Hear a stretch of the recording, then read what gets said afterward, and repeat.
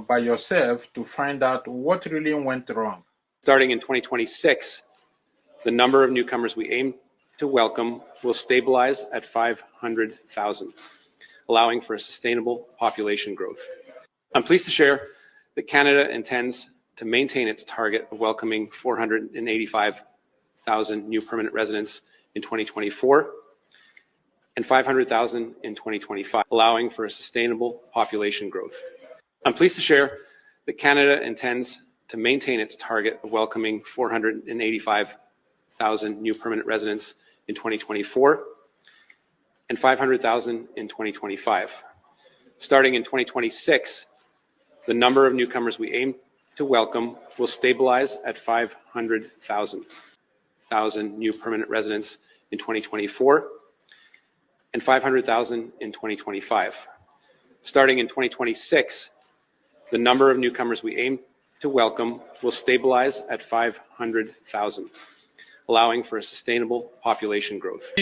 Another immigration minister, making another bogus projection and bogus promises about welcoming number of immigrants for years to come, So the point is here is that each immigration minister, after the appointment is given to him or her, make more projection of how they welcome more immigrants.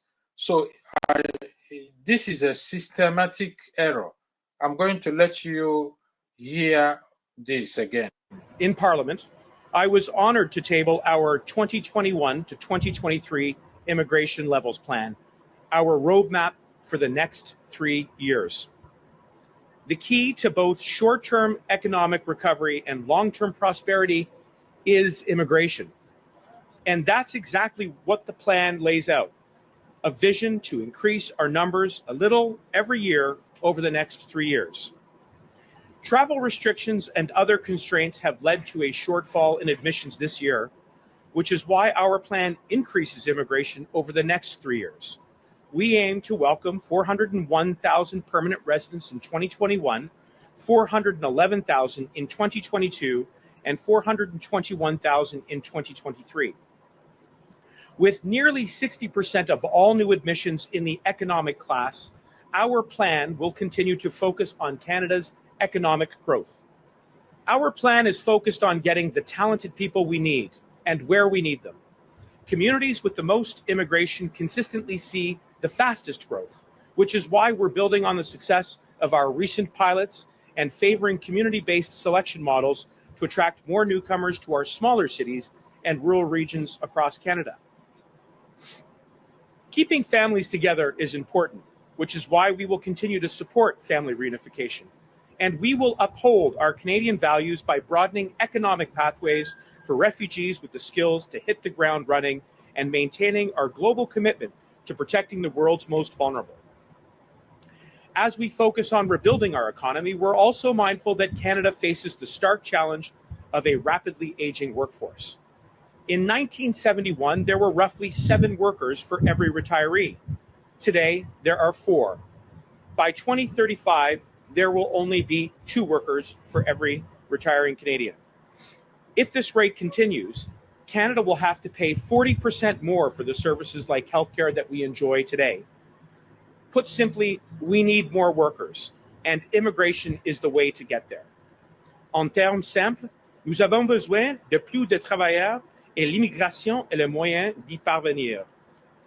1 in 3 Canadian businesses, just like this one, are owned by immigrants, creating over 250,000 jobs from restaurants to construction to retail. Many other dynamic and highly skilled workers also help Canadian businesses to grow, and they too help create jobs in the process. It's no coincidence that Canada's greatest eras of economic expansion, from the turn of the 20th century to the post-World War II boom to the impressive growth of the past 5 years, coincided with significant immigration. When our population grows, our economy grows, and all Canadians benefit. Canadians understand that, in spite of the challenges of this pandemic, our immigration system is a competitive advantage that drives Canada's success.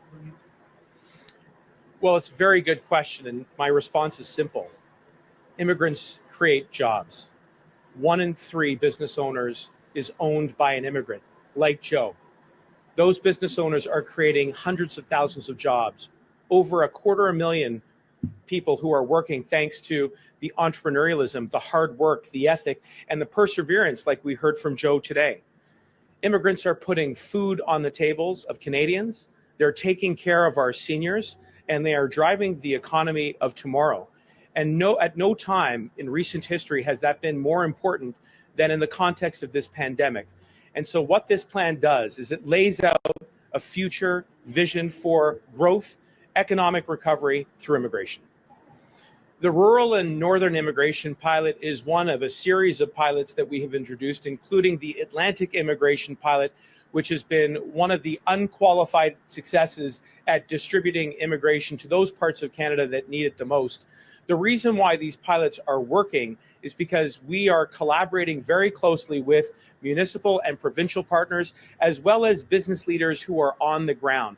And by doing so, we learn more quickly what are the immediate needs of the communities, for instance, in Thunder Bay, or perhaps in Halifax, or perhaps in St. John's, and elsewhere in Canada, where we want to attract more immigrants. And so that's the purpose of these pilots, and we will continue to make good progress on the rural and northern immigration pilot going forward.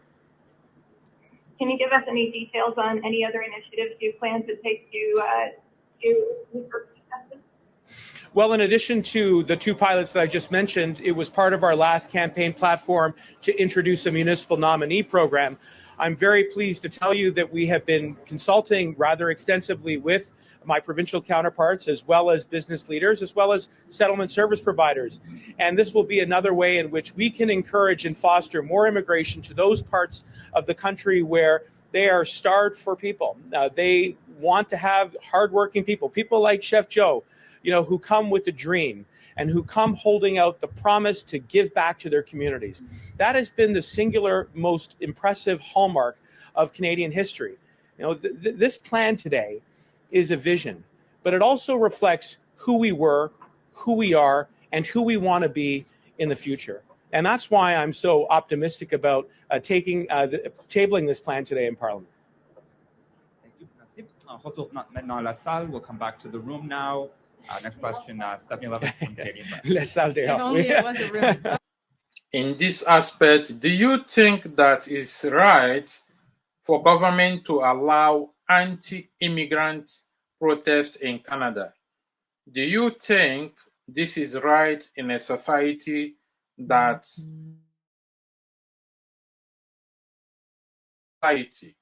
Do you think that immigrants are being treated fairly? Do you believe that immigrants are collecting jobs from Canadians? Do you believe the statement made by the public regards to immigrant and the natural-born Canadian? Is Canada deviating from their, roots of upholding human dignity? Is Canada diverting their, roots of humanity? Is Canada turning away from immigrants? Is Canada trying to change their attitude towards humanity? Why is the government plan to cut 15% job from the Canada Citizenship and Immigration?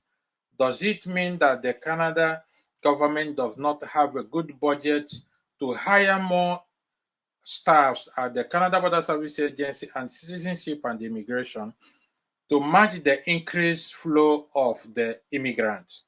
Or do you think that those who benefited from the Canadian ancestral privilege to migrate to Canada, is it good for them to turn against immigrants after they might have gotten their citizenship? Do you think that the problem of Canadian immigration policy is based on that most people elected at the Ottawa Parliament are immigrants or sons and daughters of immigrants, do you think that it's right for them to impose all the problem Canada have on immigrants? Do you believe that the population of Canada is increasing massively? Do you believe that the immigrants are the root cause of shortage of houses in Canada? Are you aware that 80% of Canadian landmarks are undeveloped and unutilized? Do you believe that is right to turn against immigrants? We would like to hear from you because your comments and your input will help us in the next program for us to do more research based on your opinion, for us to know exactly what particular area we need to focus in our research. Don't forget, my name remains Ekens Azubike, and I am the founder of Ekens Foundation International. I would like you to assist to give out accurate information. And do you think it's time for Canada to amend their constitution to balance the conflict between the provincial government and the state and the federal government, to balance the conflict of who is in charge of immigration and who is not in charge?